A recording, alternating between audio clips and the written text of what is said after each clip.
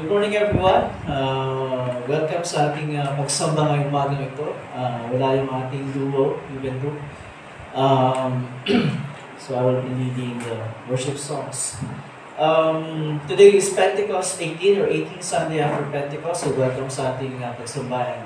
Gusto mga kasama po natin online, welcome din po sa inyo. And as always, please leave a comment sa ating comment section so I could recognize you later on. We'll begin our worship and we will sing our first hymn. Ito sa ating worship booklet. Number 31. Yung nasa right column, we will sing How Great Thou Art.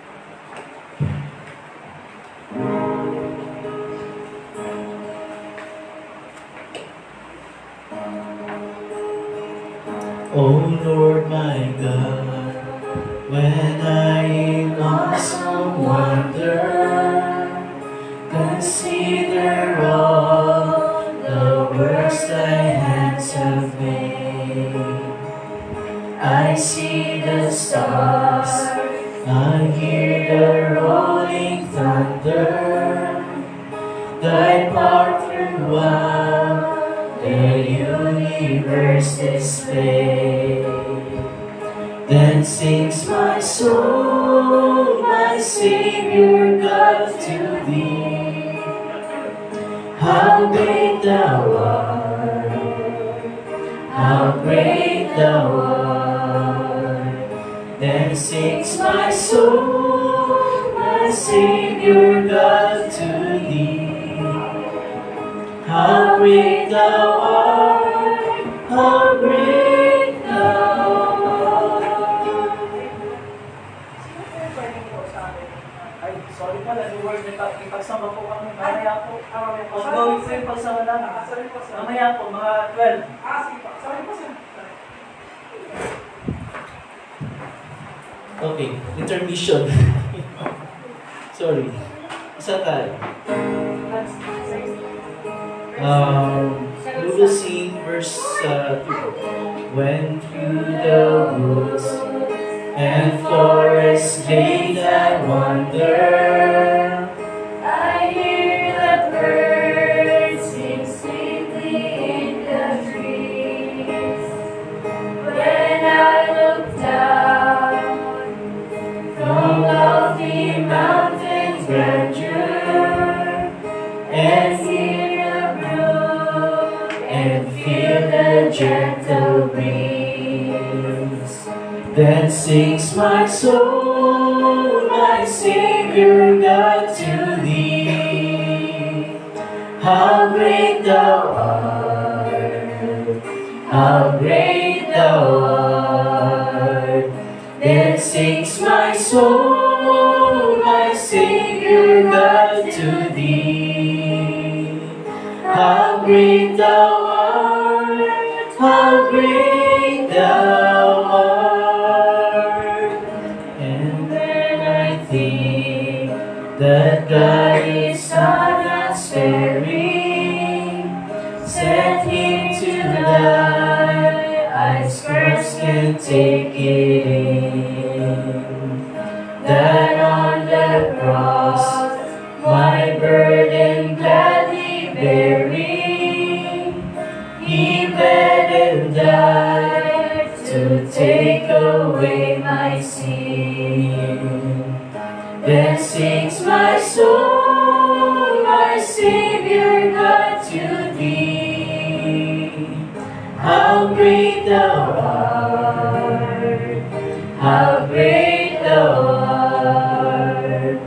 Then sings my soul, my Savior God, to thee. How great thou art, how great thou art.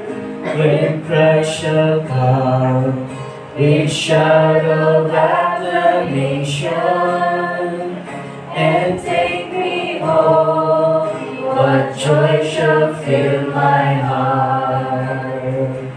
Then I shall bow in humble adoration, and then proclaim, my God, how great thou art. Then sings my soul, my Savior God, to thee. How great thou art, how great thou art. Then sings my soul, my Savior God, to thee. How great thou art, how great thou art. How great thou art, how great thou art. And natin kumain.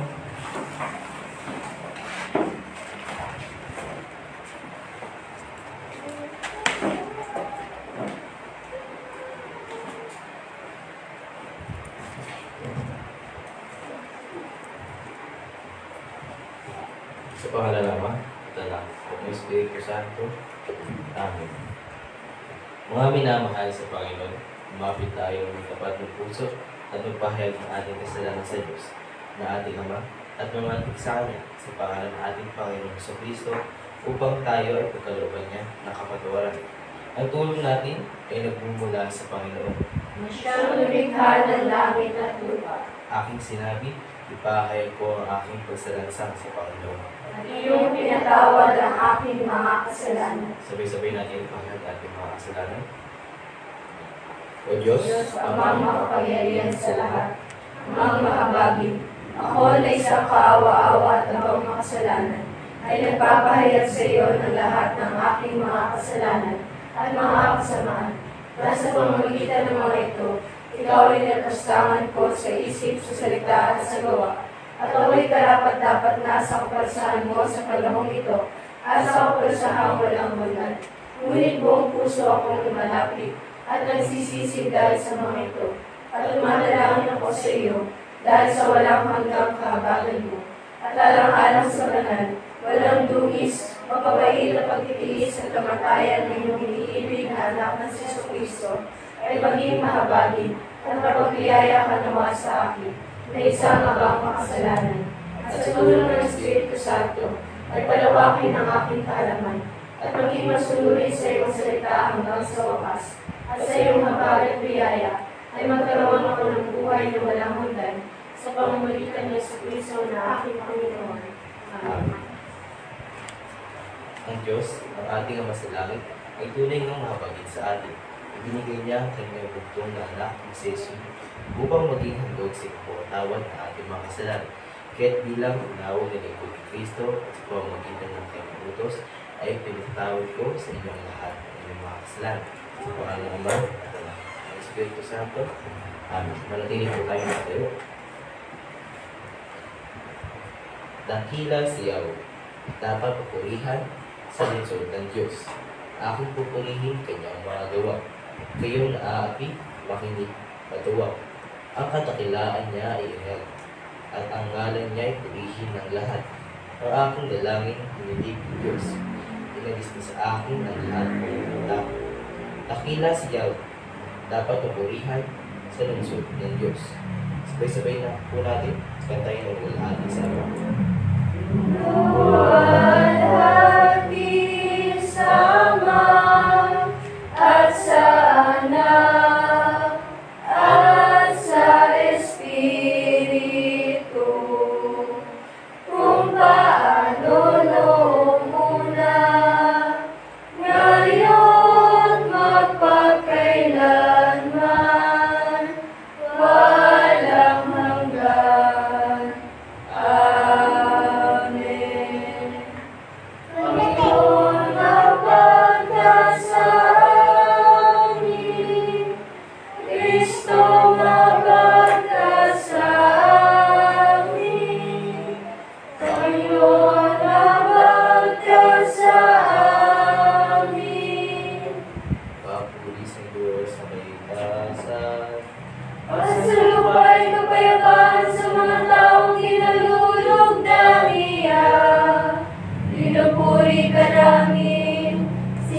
Sinasamba ka namin, niluwalhati ka namin, nisasalamatan ka namin dahil sa iyong kaluwalhatian. O Panginoong Diyos, Hari ng kalangitan,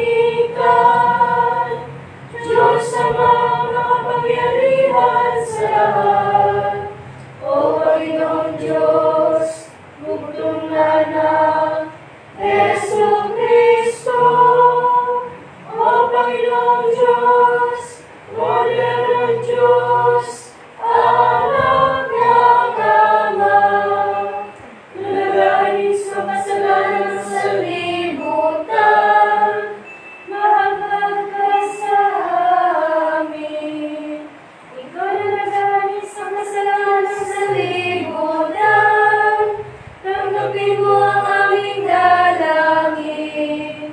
Ikaw na nakamuklong sa kanan ng Diyos Ama, mahagad ka sa amin. Yamang ikaw lamang ang banal, ikaw lamang ang Panginoon, ikaw lamang, O Kristo, at ang Espiritu Santo, ang pinakalatila sa kalatian ng Diyos Ama. Amen. Ang Panginoon ay sumayo. Ang kanyang Espiritu. Manalangin tayo. Makapangyarihang Diyos, nagpapakita ka ng habag sa mga hinirang mo sa lahat ng kanilang paghihirap. Ipagkaloob mo na palagi namin kilalanin ang kabutihan mo. Pasalamatan ka sa habag mo at purihin ang banal ng pangalan mo. Sa pamamagitan ng Kristo, iyong anak, aming Panginoon, na nabubuhay, naghahari, kasama mo at ng Espiritu Santo. Iisang Diyos, walang hanggan. Amen. Tayo po lahat ay magsiupo at ating pakinggan pagbasa ng salita ng Diyos.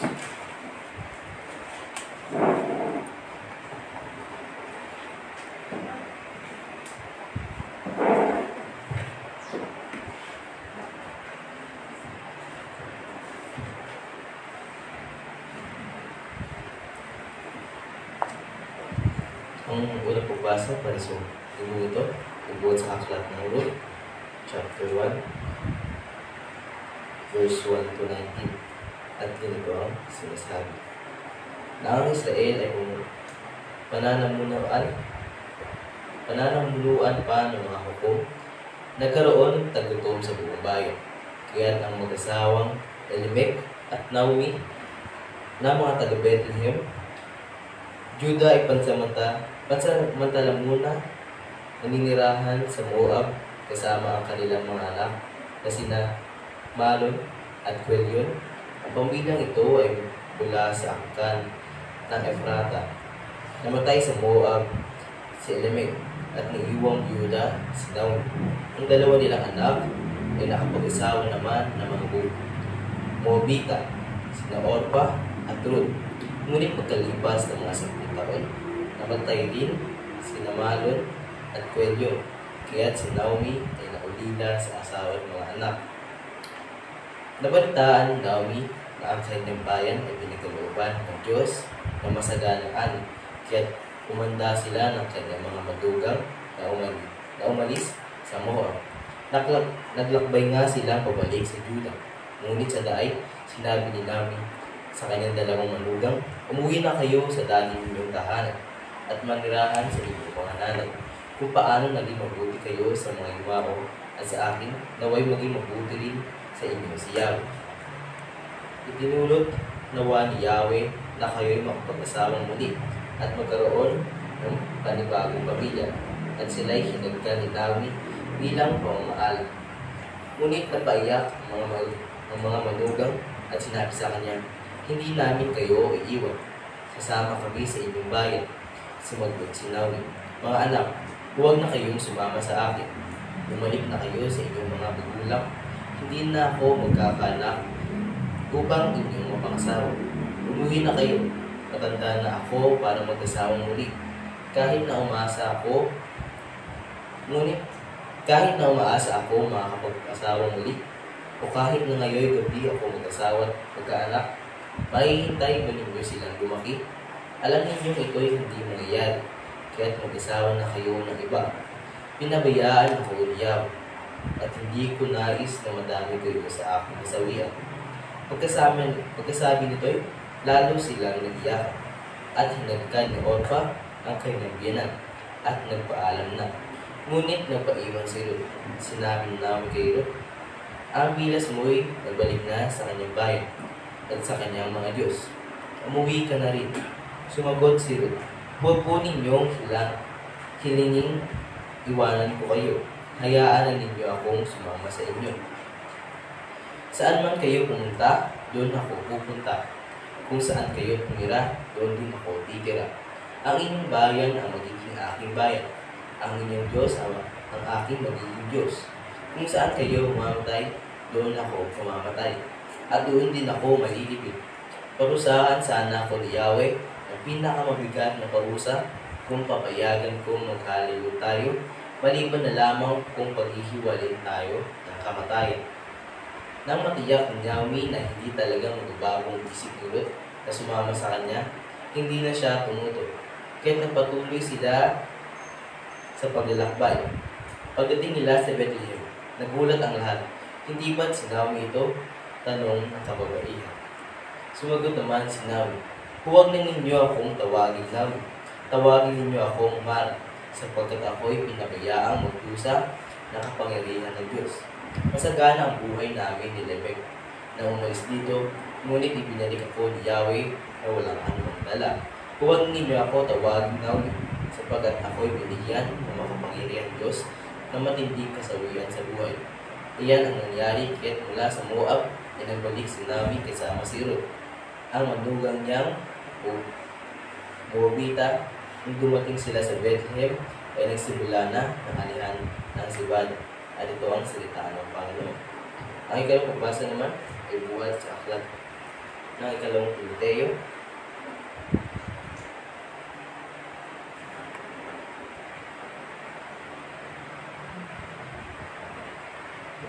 Chapter 2, verse 1 to 13. At ganito ang sinasabi. Kaya nga, anak ko, magpakatag ka sa tulong ng kagandahan loob ni Kristo Jesus.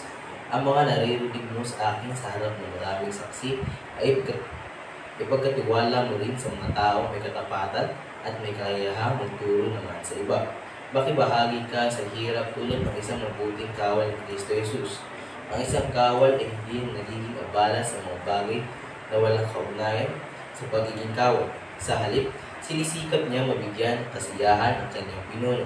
Hindi maaaring gantimpalaan ang isang manlalaro kung hindi siya naglalaro ayon sa mga alintuntunin. Ang magsasakang nagtatrabaho mabuti ay siyang dapat unang makinabang sa bunga ng kanyang pinaghihirapan. Isipin mo mabuti ang sinasabi ko sa iyo at ipapaunawa sa inyo ng Panginoon ang lahat ng ito. Alalahanin mo si Jesucristo ang muling binuhay at mula sa angkan ni David. Ayon sa magandang balita, pinapangaral ko ito ang dahilan ng aking pagdurusa at pagkagapos na parang isang kriminal. Subalit hindi kailanman ay gagapos ang salita ng Diyos. Tinitiis ko ang lahat ng bagay alang-alang sa mga hirang ng Diyos upang magkaroon sila ng kaligtasan at walang hanggang kalultian wala kay Kristo Jesus. Totoo ang kasabihang ito. Kung tayo namatay na kasama ni Jesus, mabubuhay din tayo kasama niya. Kung tayo nagtitiis ng hirap sa mundo ito, maghahari din tayo kapiling niya. Kapag tinakwil natin siya, itatakwil niya rin tayo. Kung tayo man ay hindi dapat, siya ay nananatiling tapat pa rin, sapagkat hindi niya maaaring itakwil ang kanyang sarili. Ipapaalala mo sa kanila ang mga bagay na ito, at pagbilinan mo sila sa pangalan ng Diyos. Naiwasan nila ang mga pagtatalo tungkol sa mga salita na walang kabuluhan at walang ibinubungang mabuti. Sa halip, ito'y nagpapahamak lamang sa mga nakikinig. At ito ang salita ng Panginoon. Tayo po lahat ay magsitayo para sa pagbasa ng mabuting balita.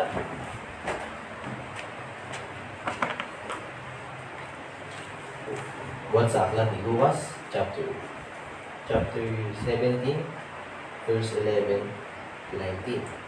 At ganito ang sinasabi. Sa paglalakbay ni Jesus, papuntang Jerusalem, nagdaan siya sa hangganan ng Samaria at Galilea. Habang papasok na siya sa isang nayon, sinalubong siya ng 10 tutungin. Tumigil ang mga ito sa may kalayuan at sumigaw, Jesus, Panginoon, mahabag po kayo sa amin.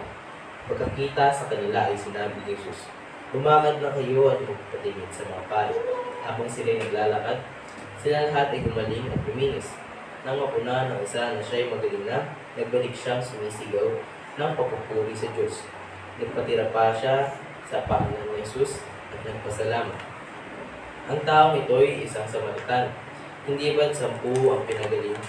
Tanong ni Jesus, nasaan ang siyam? Wala bang nagbalik upang magpuri sa Diyos, kundi ang dayuhang ito? Sinabi ni Jesus sa kanya, tumayo ka na at umuwi. Pinagaling ka ng iyong pananampalataya. At ito ang salita ng Panginoon. Tayo po ay manatiling tayo. Sabay-sabay po natin bigkasin ang Credo ni Seno sa pahina 8. Sabay-sabay po tayo. Sumasampalataya ako sa isang Diyos, Amang makapangyarihan sa lahat, na nilikha ng langit at lupa, at ng lahat ng bagay na nakikita at hindi nakikita, at sa isang Panginoong Jesucristo, lugtong na anak ng Diyos, mula sa Ama una sa lahat ng panahon, Diyos buwan sa Diyos, liwanag buwan sa liwanag, tunay na Diyos buwan sa tunay na Diyos, pinanganak at hindi nilikha, ay isang sangkap ng Ama, nasa pamagitan niya ay nilikha ang lahat ng bagay, na dahil sa ating mga tao at sa ating kaligtasan, ay bumaba mula sa langit. At nagkatawang tao sa pamagitan ng Espiritu Santo kay Birheng Maria, at naging tao, nagpakasakit dahil sa atin sa panahon ni Poncio Pilato, ipinako sa krus na matay at iniligid. Na ikatlong araw na buhay na muli sa ayon sa kasulatan, umakyat sa langit, at nakaluklok sa kanan ng Ama, at siya ay babalik na muli ng may kagalagian, upang hukuman ng mga buhay at ng patay. At ang kaharian niya ay walang hanggan. At sumasampalataya ako sa Espiritu Santo, ang Panginoon at nagpagpiling buhay, na nagmumula sa Ama at sa Anak, na sinasamba at niluluwalhati kasama ng Ama at Anak, nagsalita sa pamamagitan ng mga propeta. At sumasampalataya ako sa isang banal, Kristiyano at Apostolikang Iglesia, naniniwala ako sa isang Biblia, sa kapagpapatawad ng mga kasalanan, at umaasa ako sa pagkabuhay ng hindi ng mga patay, at sa buhay na panahon darating. Amen. Magsipon po tayo na. We will sing our sermon hymn. Same page pa rin, 31, pero nasa left column, we will sing in Christ alone. So yung version ito, yung version na tinuro ko.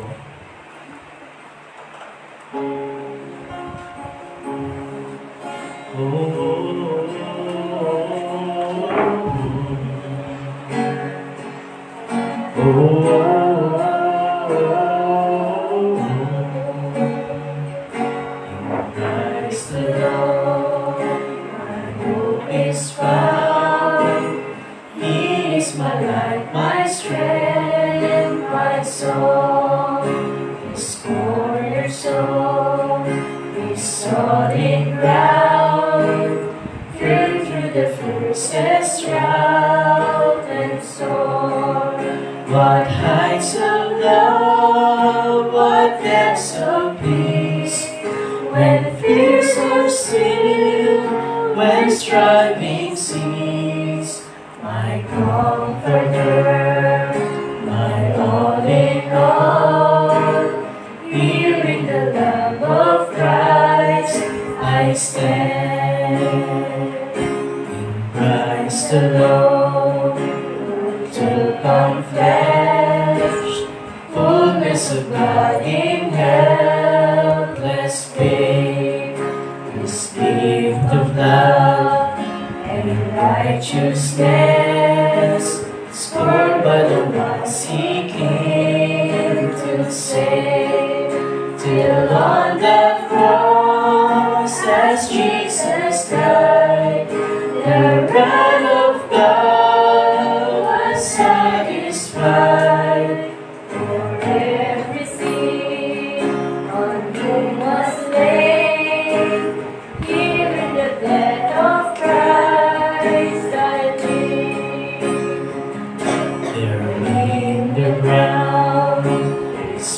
Galilee, light of the world by darkness slain, and mercy forth in glorious days, up from the grave he rose again.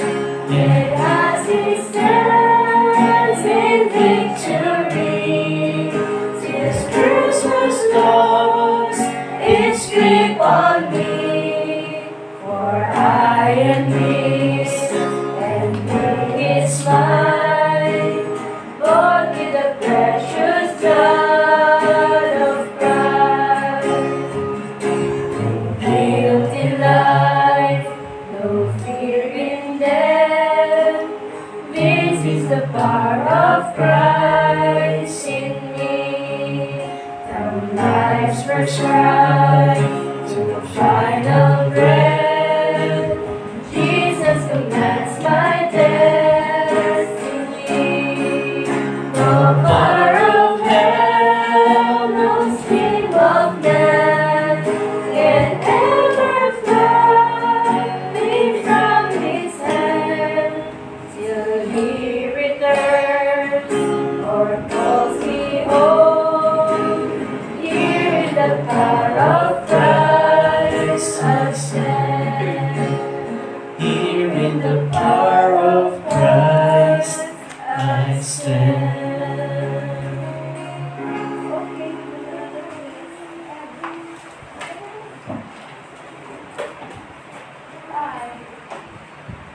Okay, so Sunday school time together with Teacher Eliza and Teacher Blessy.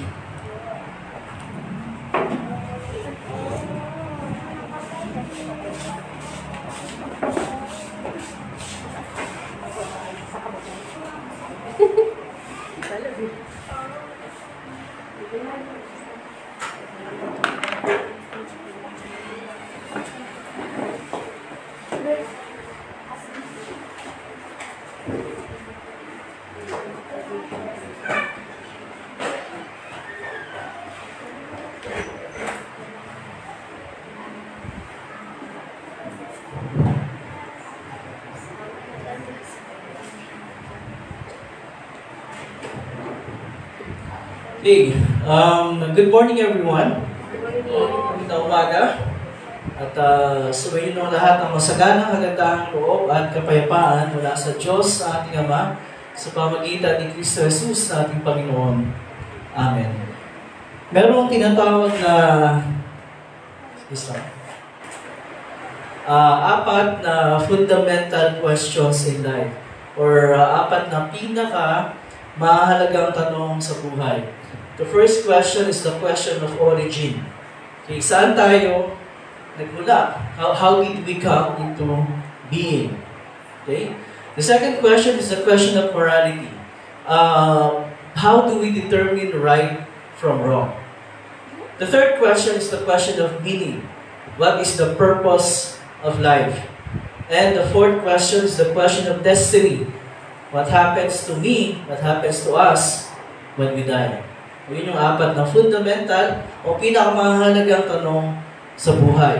Ngayon, sa ating pag-aaral ng first article ng Credo, nalaman natin how we came into being. Paano ba tayo, saan tayo nagmula? Hindi ba? From the first article of the Creed, nalaman natin na tayo ay, saan tayo nagmula? Saan tayo nagmula? Ha? Saan tayo nagmula? How did we come into being? Nilikha tayo ng Diyos. Diba? Yun ang ating pinagmulan. Of course, yung ating katawang lupa ay galing sa lupa, sa alapo. At yung ating hininga ay galing sa Diyos. Yung ating kaluluwa ay galing sa Diyos. But the point is, nilikha tayo ng Diyos. Hindi tayo parang bula na lamang na sumulpot. Hindi ba? Tama ba, Aisha? Hindi tayo ganun na. Basta lang tayo sumulpot sa mundong ito. Ngayon, from our study of the Ten Commandments, nalaman natin kung paano natin i-determine yung right from wrong. Di ba? How do we determine right from wrong? Sa pamagitan ng mga utos ng Diyos. na nakapaloob doon sa 10 utos. Tinatawag natin na moral law o yung kautusan na para sa lahat ng tao sa lahat ng panahon, no exemption. From our study, itong previous 2 Sundays tungkol sa ginawa ng ating Panginoong Jesucristo sa atin, nalaman natin what happens to us when we die. Diba? Question of destiny. Ano bang mangyayari sa atin pag tayo ay namatay? Nalaman natin from our study na dahil sa ginawa ng ating Panginoong Jesus, our destiny is safe and secure. Our destiny is saan? Sa kaharian ng Diyos sa langit. At that's because yung lahat ng ating mga kasalanan ay binayaran na ng lubos ng ating Panginoong Jesus. Diba? Yung ating place in heaven has been secured by His life, death, and resurrection. So, hindi na natin tatanungin, saan ba yung destiny natin? We know our destiny. Doon ang tungo natin. Diba? Naglalakbay ng tayo sa mundong ito. Ngayon naman, we will answer the question of meaning. What is the purpose of life? What is the purpose of my life? Of your life? So, pag tinanong kayo, what's the purpose of your life? Diba, si Aisha, tinanong ka, interview ka, Miss Soner, Miss Ali, ano ang purpose ng life? Nasasagot mo. What is the purpose of your life? Ano ang kahulugan ng buhay mo? Kahalagahan ng buhay mo. Bawa yun yung question sa interview. Ano sasabihin? What's the purpose of your life? Kat, pag tinanong sa iyo yun, Miss Kathleen, what is the purpose of life? Ano sasabihin mo? Anong kahulugan at kahalagahan ng buhay? Mr. De Los Santos, anong purpose ng life? What is the purpose of life? Maraming may nagdaan mo sa isip natin as to what is the purpose of your life, of our life. Pero ang totoo, ang ginawa ni Jesus para sa atin ang nagbibigay ng kahulugan, ng meaning, ng layunin, ng purpose sa ating buhay. Ang ginawa ni Jesus para sa atin. Gaya ng paliwanag doon sa 2nd pangkat ng kredo na ating pinapahayag, diba?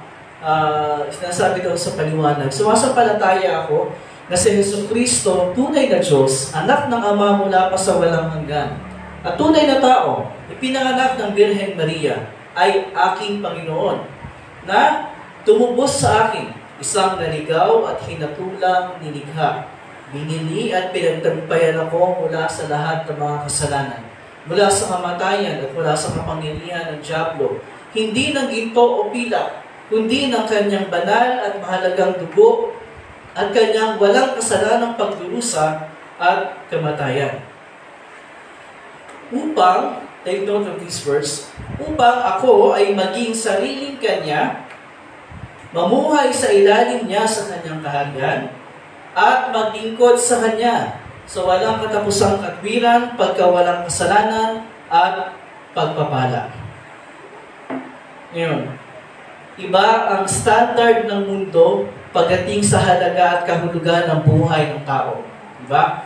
Inuhusgahan ng mundo ang halaga at buhay ng isang tao batay sa panlabas na anyo, panlabas na katayuan sa buhay, diba? Panlabas ng mga at material ng mga kayamanan at pag-aari, diba?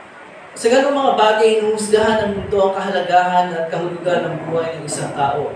Popularidad, kapangyarihan, yan yung mga standard na ginagamit ng mundo para i-determine ang kahalagahan at kahulugan ng buhay ng isang tao. At ito ay malinaw na kontra sa pamantayan, sa standard ng Diyos na kanyang pinahayag sa atin sa kanyang salita sa Biblia. Bakit? Dahil ayon sa salita ng Diyos, walang isang tao na mas mahalaga kaysa sa isang tao. Walang isang tao na hindi mas mahalaga kaysa sa isang tao. Ang lahat ng tao, as far as God is concerned, ay pantay-pantay na mahalaga. Pantay-pantay ang katayuan. Bakit? Sapagkat una sa lahat ng tao, lahat tayo, sa ating likas na kaligayan, pag sinabi natin likas na kalagayan, ay ibig sabihin natin, yung kalagayan natin kung tayo ay isinilang sa mundong ito. Yun ang ating likas na kalagayan. Pare-pareho tayong, yung sabi ko sa paliwanag sa kredo, mga naligaw at hinatulang nilikha. May buhay tayo, may hininga tayo. Pero dahil sa kasalanan na nananalaytay sa ating kalikasan, tayo ay naligaw at hinatulang nilikha. We might enjoy life, at least outwardly speaking. Ma-enjoy natin yung mga blessings sa buhay, ma-enjoy natin yung company ng mga tao, yung paghangan ng mga tao, yung kayamanan ng mundo.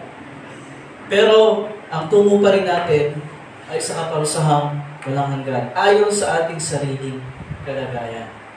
So kung yun ang ating pagbabatayan, is there purpose to our life? Is there purpose and meaning to our life? Wala. Kasi kahit anong gawin mong pagsisikap, kahit gaano ka pa maging matagumpay sa buhay na ito, all will end up being nothing. Kasi pagtatapos ng buhay natin sa mundo ito, no matter how much we enjoyed life to the fullest, ang bagsak natin sa kapahamakan pa rin, sa kaparusahang walang hanggan. There is no purpose and meaning to life batay sa ating likas na kalagayan. Pero dahil sa pag-ibig ng Diyos sa atin, pare-pareho din tayo, pantay-pantay din tayong binili at pinagtagumpayan ni Jesus mula sa lahat ng mga kasalanan. Mula sa kamatayan at mula sa kapangyarihan ng dyablo. Pare-pareho yung binayad ng Panginoong Jesus para dyan. Anong binayad niya? Hindi ginto o pilak, kundi ang kanyang banal at mahalagang dugo at ang kanyang walang kasalanang pagdurusa at kamatayan. Pare-parehas tayo eh. Hindi naman iba yung pinambayad ni Jesus para sa kasalanan ko at iba pinambayad ni Jesus para sa kasalanan ni Brian. Pare-parehas. Nung siya ay namatay doon sa krus at he shed his blood on the cross, is the same precious blood na pinambayad niya sa kasalanan nating lahat, sa lahat nating kasalanan. Kaya nga, walang sino man ang pwedeng magyabang sa harapan ng Diyos at maging sa harapan ng tao. Kasi pare-parehas tayong makasalanan na tinubos ni Jesus sa pamamagitan ng kanyang precious blood. Diba? There is no room para sa pagmamayabang. Lalong-lalo na sa ating mga Kristiyano because we know, alam natin na wala tayong halaga at walang kabuluhan ng buhay natin until binigyan ng halaga at kabuluhan ni Jesus ang buhay natin sa pamamagitan ng kanyang ginawa para sa atin. Ngayon, madalas pag pinag-uusapan natin yung ginawa ni Jesus para sa atin, automatically ang unang iniisip natin yung buhay pagkatapos ng buhay dito, hindi ba? We're thinking of heaven, tama? We're thinking of afterlife. Na tama naman, kasi doon naman talaga eh. The reason why si Jesus ay nanao dito sa mundo at nagkatawang tao at nag-iis ang lahat ng pagdurusa at namatay doon sa krus ay para hindi tayo humantong sa kamatayang walang hanggan, kundi tayo humantong sa buhay na walang hanggan sa kanyang piling doon sa langit. Pero wala pa tayo doon eh. Wala pa tayo doon. Meron na mga nandun, pero tayo wala pa doon. Unless gusto mo na pumunta ron. Gusto mo na pumunta ron, Asya. Gusto bang mauna sa amin doon? Tapos ikwento mo sa amin kung anong meron doon. Wala pa tayo doon eh. Kaya, ngayon, ang ating dapat na pinag-iisipan ay ano ba yung kahulugan ng buhay natin dito sa mundong ito sa kasalukuyang panahon. Kasi secured na yun eh. Secured na yung ating destination. Pero habang nandito tayo, ano yung kahulugan ng buhay para sa atin dito sa mundong ito? Well, sinagot na natin kanina yan. Pero to be more specific, doon sa paliwanag sa kredo, kaya sabi ko, tandaan niyo yung binasa kong mga yung paragraph na binasa ko. Ito yung ating purpose habang tayo ay nandito sa mundong ito. Una, upang ako ay maging sariling Kanya. Pangalawa, upang ako ay mamuhay sa ilalim niya sa Kanyang kaharian. Pangatlo, upang ako ay maglingkod sa Kanya sa walang katapusang katwiran, pagkawalang kasalanan, at pagpapala. Okay, isa-isahin natin. Upang ako ay maging sariling Kanya. Upang ako ay maging sa Panginoon, kay Jesus. May kanya-kanya tayong pamilyang kinabibilangan. Diba? Ikaw ay nabibilang sa pamilya Soler. Alip, family. Diba? Ako ay nabibilang sa De Guzman family. De Los Santos family. Mendoza family. Acaso family. Labus family. Kasi De Los Santos dito tatlo eh. Ayan, Marian, tsaka si Brian. De Los Santos. Magkakamag-anak kayo mo. At si Ate Arlene. May kanya tayong sariling pamilya kinabibilangan. Pero una at higit sa lahat, tayo ay nabibilang kay Jesus. We belong to Jesus. Ang buhay natin ay sa Kanya. Ang buhay natin ay sa Panginoon. Tayo ay pagmamay-ari ng Panginoon. Ano ibig sabihin yan? Ibig sabihin, ayon pa rin sa paliwanag na binasa ko kanina, ibig sabihin niya na tayo ay namumuhay sa ilalim niya sa Kanyang kaharian at naglilingkod sa Kanya sa walang katapusang katwiran, pagkawalang kasalanan, at pagpapala. Pangalawa, namumuhay sa ilalim niya sa Kanyang kaharian. Pag sinabi natin kaharian ng Panginoon, ano ba ibig sabihin nun? Ano ang kaharian ni Jesus? Ano ang kaharian ng Diyos? Sa Lucas 17:20 and 21, sinabi doon ni Jesus, palibhasa tinanong si Jesus ng mga Pariseyo kung kailan darating ang kaharian ng Diyos. Kanyang sinagot sila, ang kaharian ng Diyos ay hindi darating na may mga palatandaang makikita. At hindi rin nila sasabihin, tingnan nyo, narito o naroon. Sabihin, hindi panlabas. Sapagkat masdan ninyo, ang kaharian ng Diyos ay nasa inyo. Ibig sabihin nun, ang kaharian ng Diyos ay nasa puso nating mga tao.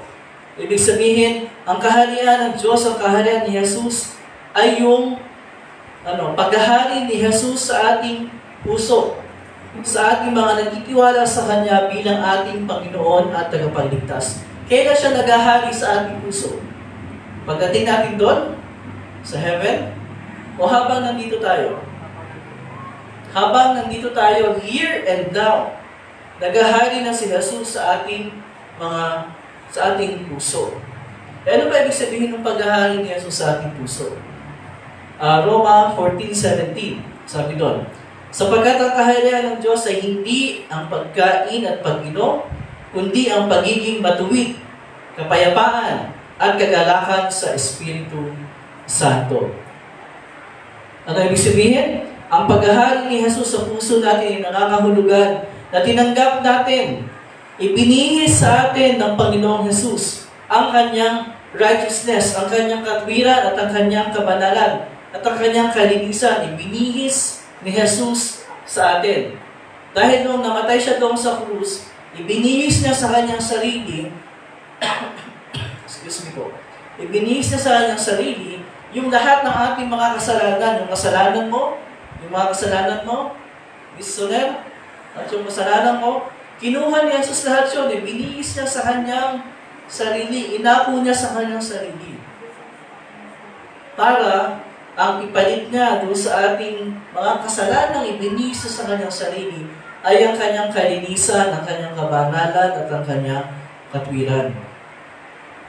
Kaya, naghahari si Jesus sa ating mga puso na ibig sabihin, ibinihis ni Jesus sa atin ang Kanyang kalinisan, ang Kanyang kabanalan, ang Kanyang katwiran. Ganyan tayo nakikita ng Diyos. Hindi bilang ay siya ang makasalanan, kundi ay siya ang banal. Yun, diba? Sarap mahal Saint Aisha. Saint Aisha. Saint Brian. Saint Abigail. Saint Cyrus.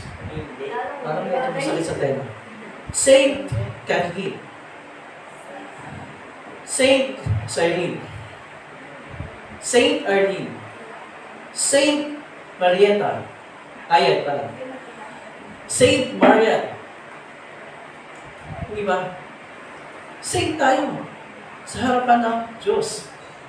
Saint dahil binihis yung kabanalan ni Jesus sa atin. Hindi sarili nating kabanalan, yung kabanalan ni Jesus.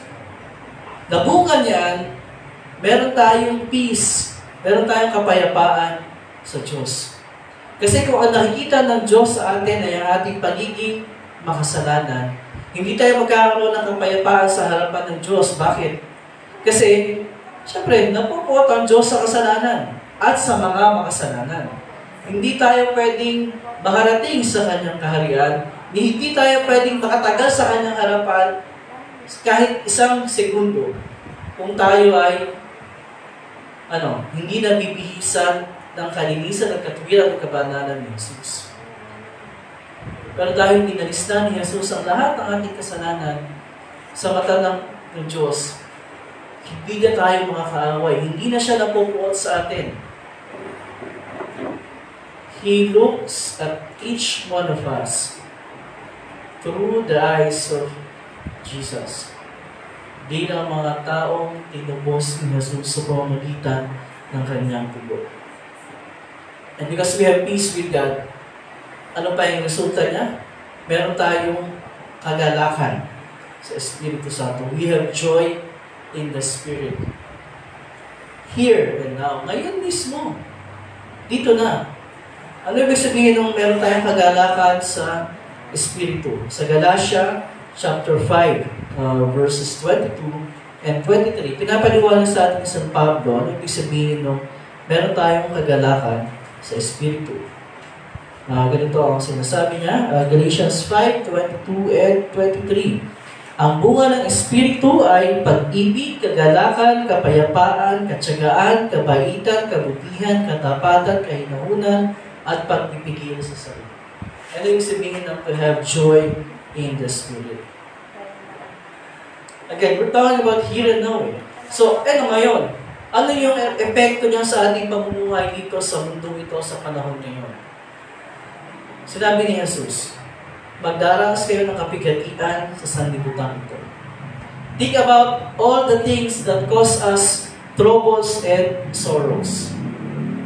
Meron mga troubles and sorrows na nararanasan ng lahat ng tao, regardless kung tayo ay mananampalataya, kung tayo ay Kristiyano o hindi. Ano yung halimbawa niya?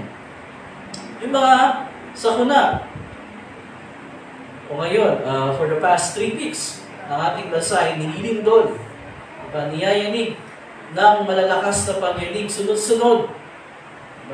Luzon, Visayas, Mindanao. Ibig sabihin ba, pag Kristyano ka, hindi ka nilindolin? Baka sa inyo, hindi siguro ay siya. Hindi, yan yung mga nararanasan ng lahat ng tao. Kristyano man tayo o hindi. At it causes us troubles and sorrows, hindi ba? Kasi, nahangaba tayo, paano pag dito na tumama yung lindol sa Metro Manila? Sinasabi ng mga eksperto, it will cause massive destruction and death. Kung yayayagin tayo ng ganung kalakas na lindol na tumama sa Cebu at sa Davao region. It causes us troubles and sorrows. Diba? Then may mga troubles and sorrows na tayo lang nakakaranas sa mga Kristyano. Ano yun? Kung tayo ay inuusig dahil sa ating pananampalataya, kung tayo lang makakaranas ng syempre. Kung tayo pinagtatawanan, nilalayuan ng mga tao dahil sa ating pananampalataya kay Jesus.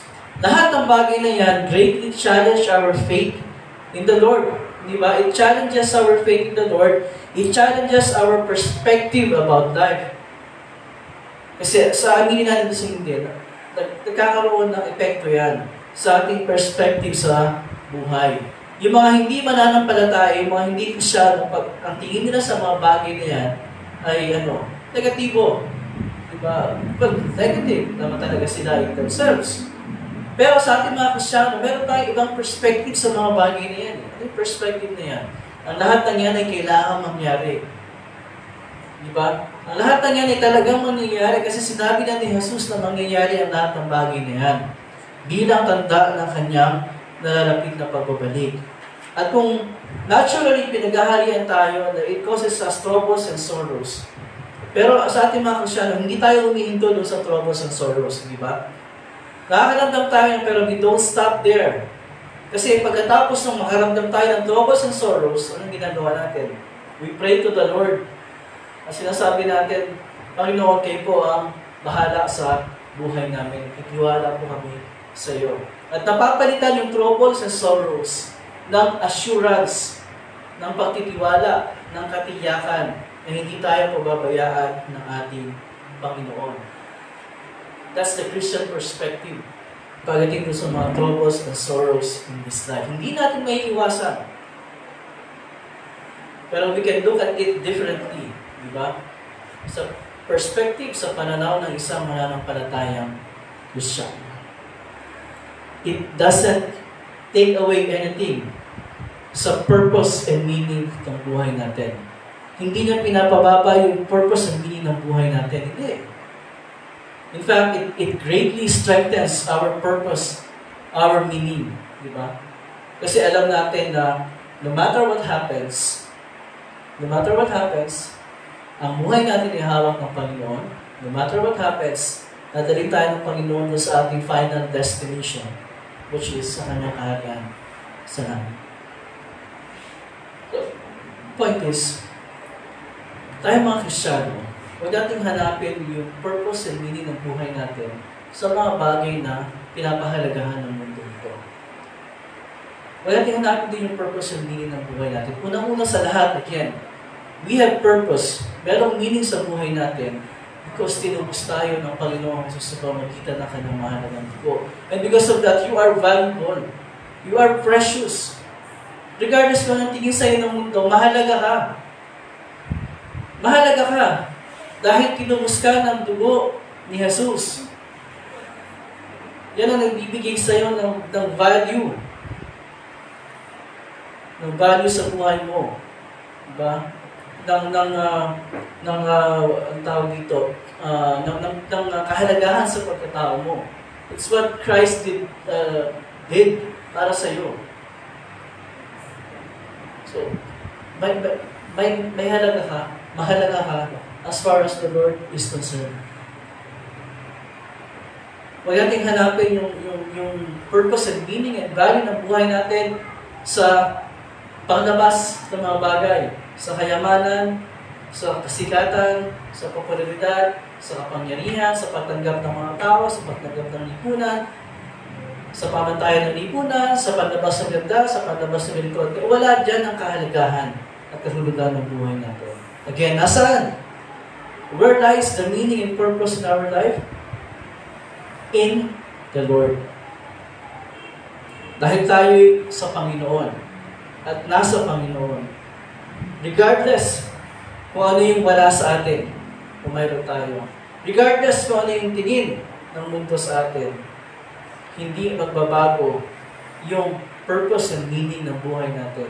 Hindi magbabago yung katotohanan that in the eyes of the Lord, we are valuable and precious children of God. At bunga niyan, yung sinasabi ni San Pablo pa rin sa Galatia 2:20. Sabi niya doon, ako'y ipinakong kasama ni Kristo at hindi na nga ako nabubuhay, kundi si Kristo ang nabubuhay sa akin. At ang buhay na ikinabubuhay ko ngayon sa laman, buhay natin sa mundo nito, ay kinabubuhay ko sa pamamagitan ng pananampalataya sa anak ng Diyos, na sa akin ay nagmahal at nagbigay ng kanyang sarili dahil sa akin. Sinabi ba sa Pablo sa unang Korinto 6:19 and 20, kayo ay hindi sa inyong sarili, sapagkat kayo binili sa isang halaga, kaya iwalhatihin ninyo ng inyong katawan ang Diyos.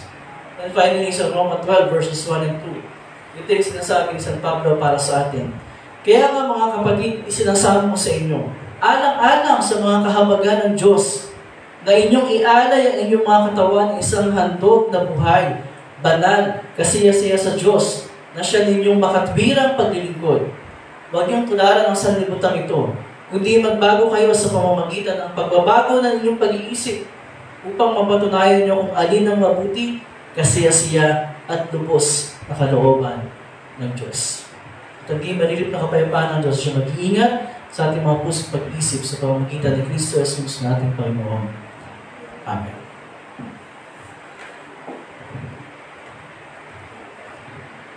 Tayo ay dadako sa ating paghahandog at yung ating offering bearer for today ay walang iba kundi si Kathleen.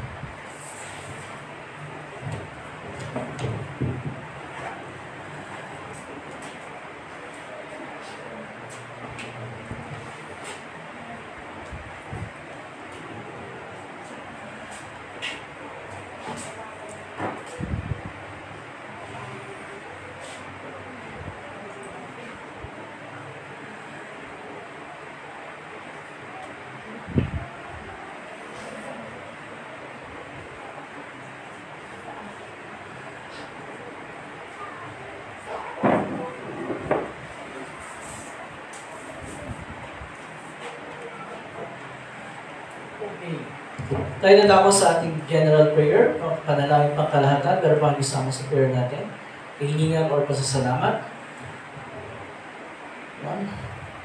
Walang happy birthday itong week na ito. Next week meron.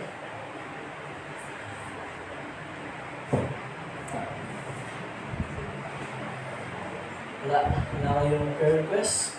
Aisha? May prayer request ka ba? Wala kang prayer request?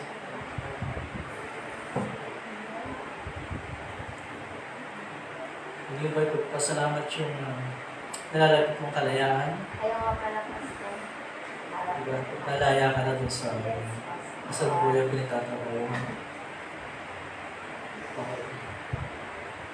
Well, yeah, it's a blessing na bago ng trabaho si Aisha at saka si Jen. Diba? At sa wakas mga nalaya na sa kanila.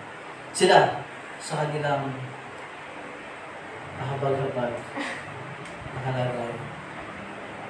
Sa kanilang pinagtatrabaho. Okay, so wala na. Nothing else. Wala na. Then tayong lahat ay we'll really seated for our prayer. And then pagkatapos na yung mga kids, we will call them out sa kanilang lesson presentation. Okay, let's bow our heads. At tayo ay manalangin.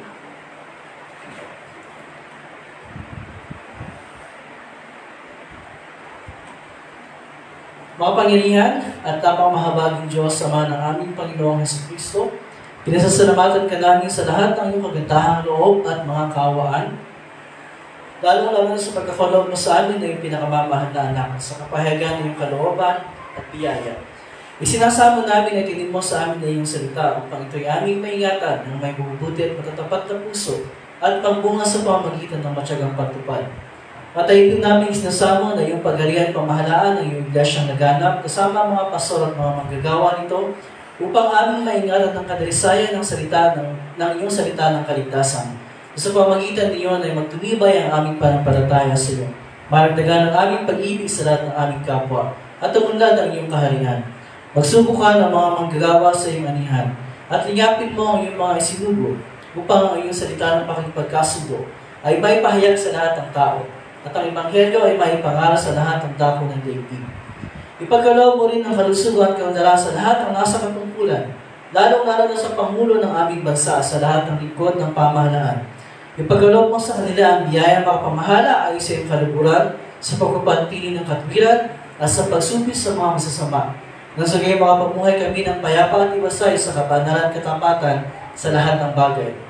At nawa, Panginoon, pagkalooban mo ng tunay na determinasyon ang aming pamahalaan, lalo higit ang mga namamahala at mayroong kapangyarihan sa pag-imbestiga sa mga sa lagan na corruption sa iba't ibang branches ng pamahalaan. Nawa, Panginoon, ay tunay nga na mapanagot ang mga may kasalanan. Naway, alamin mo, Panginoon, ang Espiritu Santo ang lahat ng nasa pamimigati, pangangailangan, kahirapan sa pagsilang, nasa bingit ng kamatayan o sa ilang kapahamakan. Lalo-lalo na ang mga nagdurusa dahil sa iyong pangalan at sa iyong katotohanan. Naway tagamin nila at kilalanin ng kanilang kapigatian bilang kapayagan ng iyong makaamang kalooban. Kasama po sa aming panalangin na iyong bigyan ng kaaliwan at ng pangangailangan ang lahat po ng mga naging biktima ng sunod-sunod na lindol na naranasan sa iba't ibang bahagi ng aming bansa, sa Cebu, sa Davao Region, at ganun po, Panginoon, sa iba pang dako. Nawa, Panginoon, kayo ang patuloy na gumamit sa iba't ibang ahensya ng pamahalaan para po matugunan ang kanilang mga pangangailangan. At lahat kami nararapat ng tumanggap ng iyong puot at maraming kaparusahan. Gayun pa man, ipinamamanig namin sa iyo, o napakamahabaging Ama, huwag mong huling-huli ng kasalanan ng aming kabusbusan, ni ang aming maraming pagsuway, kundi alang-alang sa iyong walang hanggang kabutihan, biyaya at walang pagbabagong pag-ibig. Ay pagsanggalan mo kami sa lahat ng kapinsalaan at kapanginipan ng katawan at kaluluwa. Ingatan mo kami sa bulaan at nakasisirang doktrina, sa timbangan at paghanap ng dugo, sa salot, sa kapahamakan, sa apoy at tubig, sa malalakas na hangin at bagyo, at lindol, sa kakulangan ng ani at gutom, sa panlulumo ng puso at kawalang pag-asa ay kahabagan, at sa kasong-pasong pang kamatayan. At sa lahat ng sandali ng pangailangan, ipakilala mo ikaw ang aming laging sakdono, ang tagapagligtas ng lahat ng tao, lalo-lalo na sa aming mga sumasampalataya. Tagabin mo, O Diyos, sa aming mga katawan at kaluluwa at lahat ng handog na aming iaalis sa iyong harapan, sapagat kami yung binili mo po maging iyon umuhay para sa iyo. Kasama niyo po sa aming panalangin na nawa kayo po ang patuloy na kumalina sa bawat isa sa aming pong pamilya, sa aming pong mga pangangailangan, sa aming pong mga ginagawa sa araw-araw. Ingatan niyo po kami, ilayo niyo po kami sa lahat ng mga sakuna. Ilayo niyo po kami sa mabibigat na karamdaman. Ilayo niyo po kami sa kapahamakan. At kasama niyo po sa aming salamat ang blessing ng bagong trabaho para kay Aisha at kay Jenny. Na mga tulungan niyo po sila na yung lahat ng kanilang mga requirements ay kanilang makumpleto at makapagsimula sila sa kanilang bagong trabaho. Kasama niyo po sa aming panalangin na lahat po na aming kapatiran sa iba't ibang dako, yung Panginoon na aming kapatiran sa Davao, sa pangunguna ni Pastor Marsan at sa General Santos at sa Sarangani, sa pangunguna ni Pastor Vito. Isa rin po ay nakaranas ng paglitol, nawa sila ay panatilihin pong ligtas. Ang lahat ng ito at iba pa mga bagay na isang hindi namin nasambit, ay aming hinihiling sa iyo pinagpapasalamat. Alang-alang sa mapait na pagdurusa at kamatayan ni Jesucristo na iyong butong na anak. Aming Panginoon na tagapagligtas, na nabubuhay at naghahaling kasama mo at ang Espiritu Santo o isang Diyos magpakailanman. Amen. Paki-check mga kids.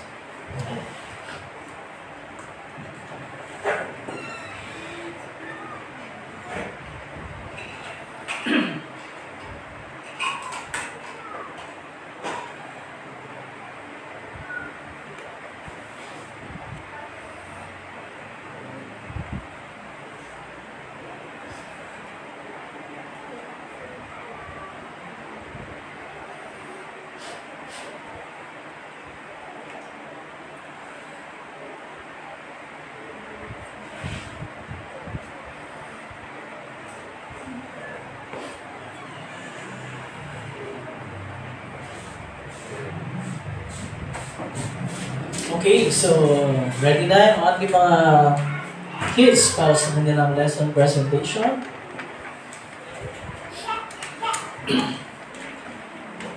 Yan, so meron tayong 4 libong mga estudyante ngayong araw nito. Yan, so Good morning, kids. okay. Good morning, teacher. Tungkol sa anong lesson natin for today? Sino yung nandiyan sa drawing ngayon nagsasalita? Si Pedro. Si Ganun. Pedro. Anong ginagawa dyan ni Pedro? Pinapahayag niya kung sino si Jesus. Yes, pinapahayag niya kung paano nangyari na nakakapagsalita yung mga apostles. Ano bang nangyari sa mga apostles? May lumitaw sa kanilang mga apoy. Meron tila ulong maapoy. Tapos may malakas na Hangin! Very good, may malakas na hangin. Tapos, ano yung ano nila? Paano sila nakakapagsalita? Paano nila naiintindihan yung ibang tao? Dahil po dun sa binigay na payo dito sa ulo. Dahil sa? Binigyan po sila ng iba't ibang lingwahe. Yes. Sino nagbigay? Jesus. Yung? Yes. Sa pamamagitan ng? Holy Spirit. Holy Spirit. Tapos, yung mga tao dyan, ano sinabi nila sa mga nung nalaman nila na nakapagsalita ng ibang language yung mga apostles? Sinasabi nila na para silang tao. Na para silang, sabi nila, di ba? Paano hindi sila na susunog, di ba? Kasi may apoy dun sa ano nila. Pero dahil si Pedro, lumabas siya, tapos in-explain niya. Ano sabi niya dun sa mga tao? Kasi sinabi nila na hindi sila kasi at walang nangyayari sa kanya masama. Tapos, in-explain niya na yung sa pagkamatay ni Papa Jesus, di ba kasalanan nila? Kaya naman nagtanong yung mga tao, ano sabi ng mga tao? Na ano ang dapat nilang? Gawin. Yes, ano ang dapat nilang gawin? At anong sagot ni Pedro? Na dapat matuto silang manghingi ng ano Sam? Yes, manghingi ng sorry at maniwala sa Panginoon. Tapos, dumating yung panahon na marami nang nakolekta yung Holy Spirit sa pamamagitan ng pananampalataya. At tinatawag silang mga... Ano tawag sa Sam? Kapag naniniwala kay Papa Jesus? Christian. Christians pa kayo? Opo! Opo! Okay, memory verse. 1, 2, 3, go. Efesos chapter 5 verse 25. Ipinibigay ni Kristo ang nagpresya at inaalagaan yung sangli para dito. Efeso. Efesos chapter 5 verse 25.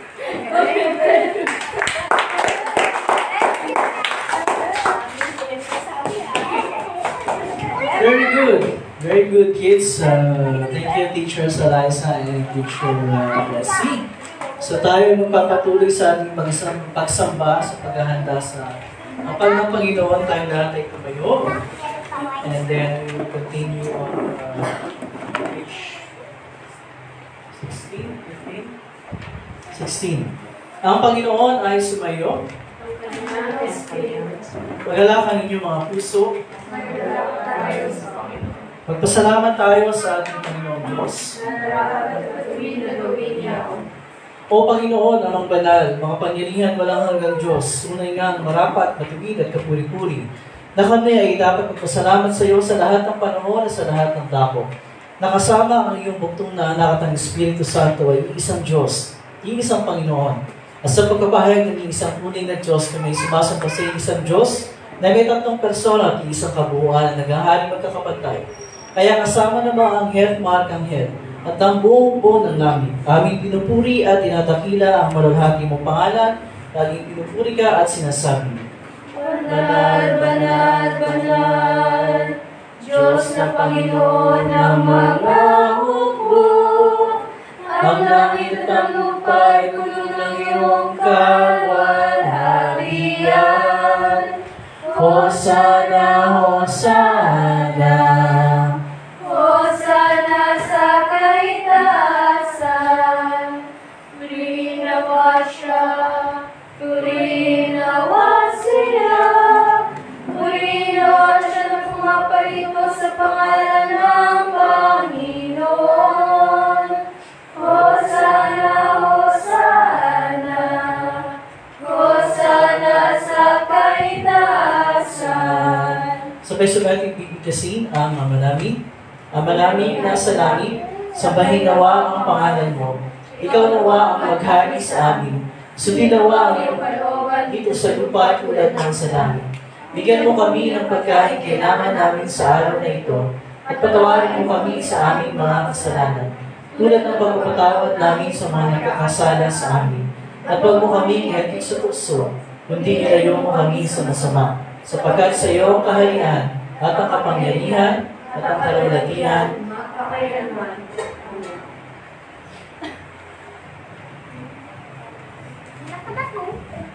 Ang ating Panginoong sa Kristo na bibigay pagkanuno ay dumangkot ng tinapay. At matapos magpasalamat sa Diyos, ito'y kanyang pinagpira-piraso at binigay sa mga nagad na sinasabi, kunin niyo ito at kanin. Ito ang aking katawan na binibigay para sa inyo. Gawin ito bilang pag-alaala sa akin.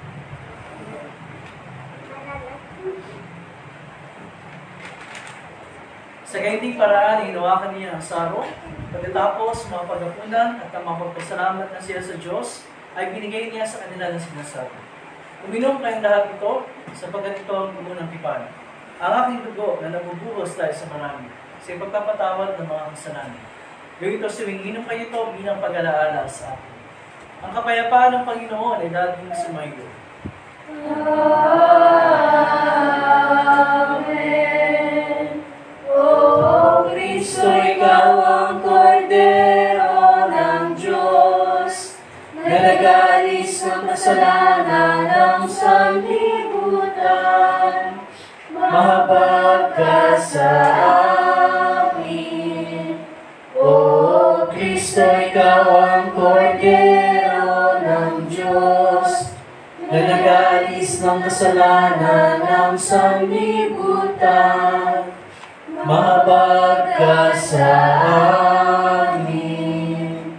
O Kristo, ikaw ang kordero ng Diyos, na nag-aalis ng kasalanan ng sanlibutan. Ipagkaloob mo sa amin ang iyong kapayapaan. Amen.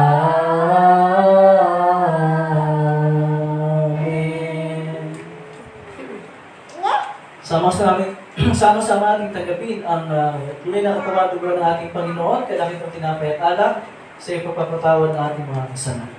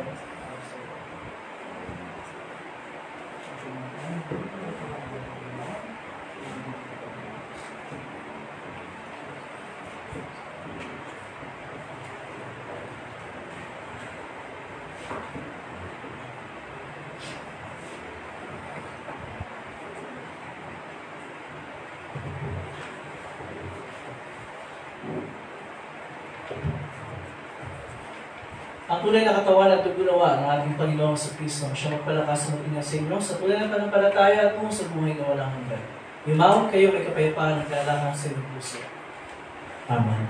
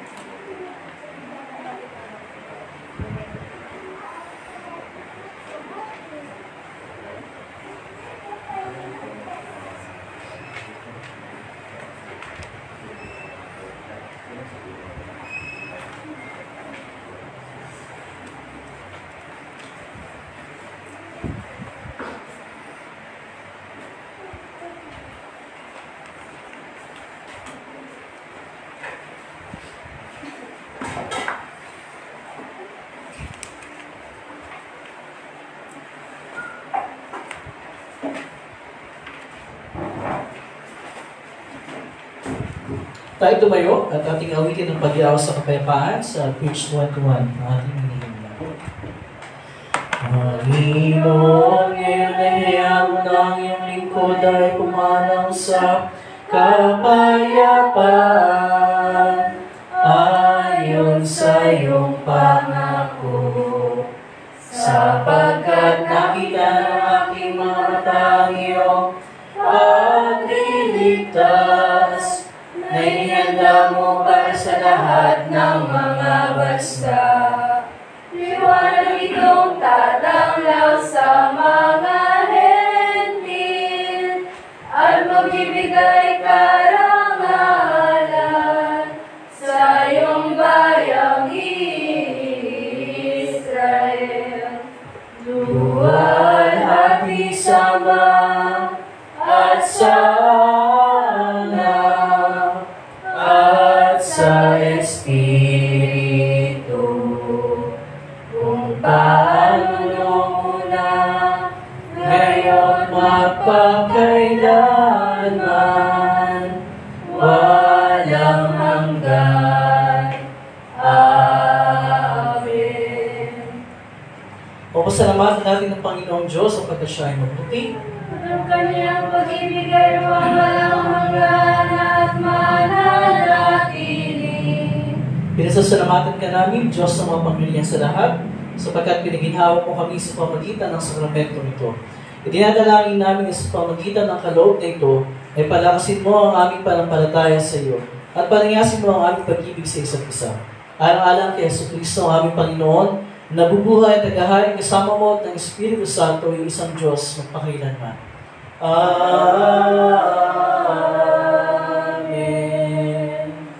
Ang Panginoon ay sumayo. At ang kanyang Espiritu. Purihin natin ang Panginoon. Magpasalamat tayo sa Diyos. Pagkatin ninyo ang pagpapala ng Panginoon. Pagpalain ka nawa ng Panginoon at ingatan. Paliwanagin nawa ng Panginoon ang kanyang mukha sa iyo at mahabag sa iyo. Ilingap nawa ng Panginoon ang kanyang mukha sa iyo at bigyan ka ng kapayapaan. Amen. Amen. Amen. Tayo lahat ay mo po and we will sing our closing hymn.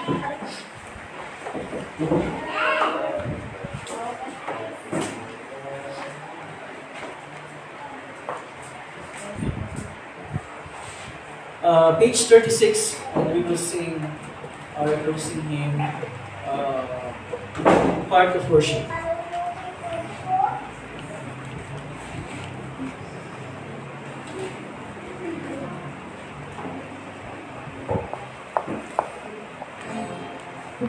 When the music fades and all is stripped away, and I simply come, longing just to bring something that's a word that will bless your heart.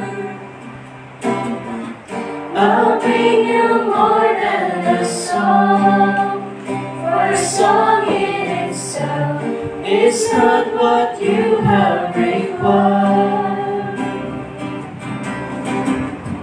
You search much deeper within, through the way things appear. You're looking into my heart. I'm coming back to the heart of worship, and it's all about you. It's all about you, Jesus. I'm sorry, Lord, for the thing I've made, but it's all about you. It's all about you, Jesus.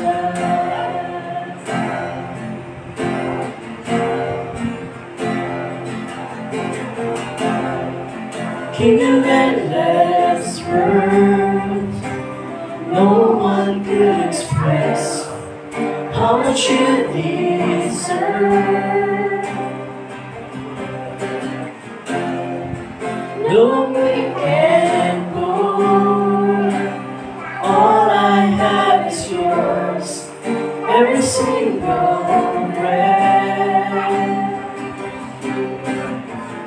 I'll bring you more than a song. For a song in itself, it's not what you have required. You search much deeper within. Through the way things appear, you're looking into my heart.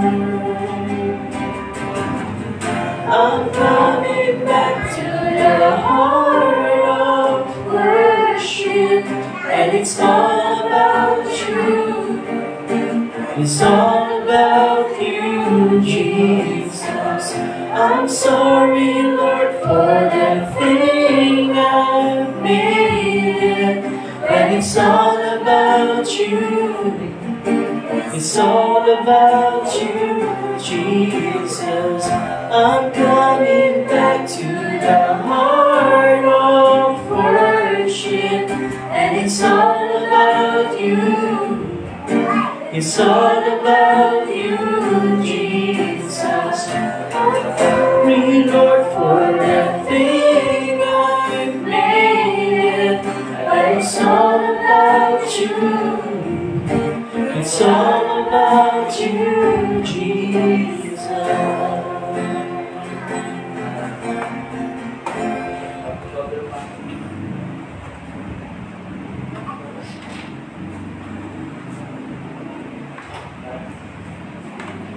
Okay, good morning everyone. Magandang umaga.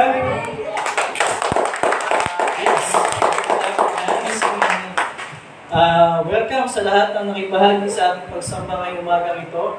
And we would like to, of course, welcome and recognize yung kasama natin sa ating live stream. Si Ma'am Jo at yung iba pa kung meron man na hindi nakapag-comment, welcome din po sa inyong lahat. So wala yung ating, again, yung ating duo. But next Sunday they will be back. Ang ating announcement, of course, yung ating regular na Sunday school meeting after ng ating kumustahan at ng snacks. And then, sa last Sunday ng October, which is October 26, yun ang ating tinatawag na Reformation Sunday or Reformation Celebration. Meron tayong confirmation sa Reformation, confirmation on Reformation. Yung ating duo, si Eve and Luke. Yeah, hopefully they will be back on Sunday para sa final review ng Catechism. Okay, and of course, every Reformation Sunday, meron tayong color of the day. Ano yung color of the day pag Reformation? Red. Okay, so please wear. Hindi pa sa Sunday yan. Next Sunday pa. Okay? So, ito pa announcement ko. Teacher Ayat, meron ka pa ibang announcement? Wala naman? Okay, kung wala na,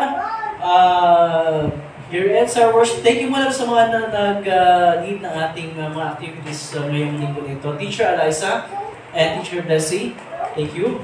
So, of course, Silas for leading us sa ating first part ng liturgy and doing the Bible readings. And si Hans na syempre sa ating live stream and pag-monitor ng ating attendance. And sa lahat-lahat, thank you for joining us. God bless you. See you again next time.